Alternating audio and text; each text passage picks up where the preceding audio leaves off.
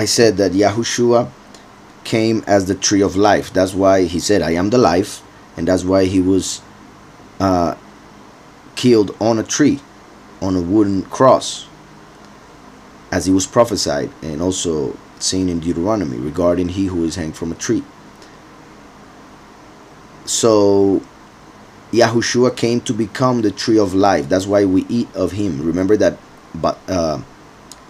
basar is flesh, and he gave his basar, his flesh, in order for us to receive the bezorot, the good news.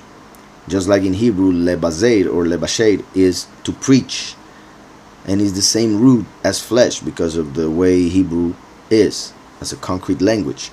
So, as I would say, since it was good news for a parent to bring meat, to bring food to the table, to have life for another day, the same way Yahushua came and gave his flesh for us to eat of him through our faith and receive the eternal life. So Yahushua came as the tree of life. The last comes as the tree of knowledge. Remember that in Judaism, something that is said, and I do believe for different reasons, is that, at least in what it represents, that the tree of life and the tree of knowledge have the same root. And in that case, that would be Yahweh, who is first and last. Tree of life, tree of knowledge. Yahushua came in the 4th millennium, for he is the light of the world when the sun was made.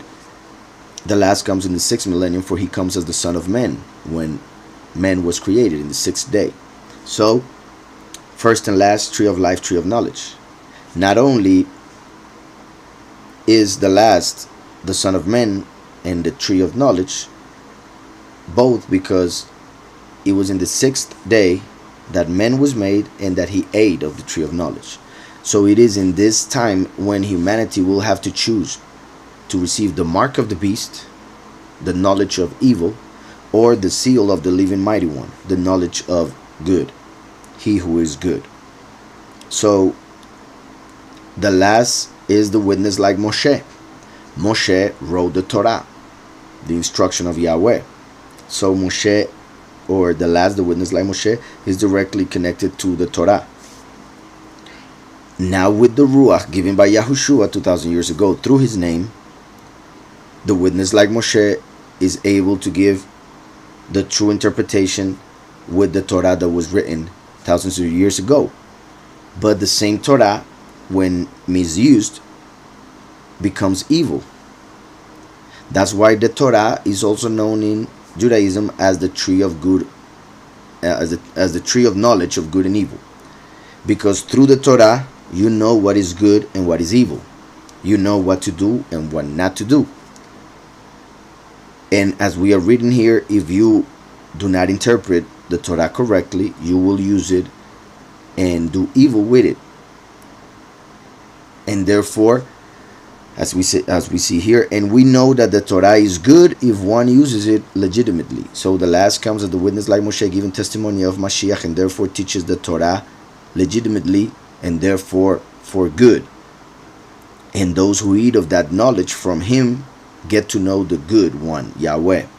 But those who reject that knowledge will eat of the knowledge of evil by accepting the false Messiah.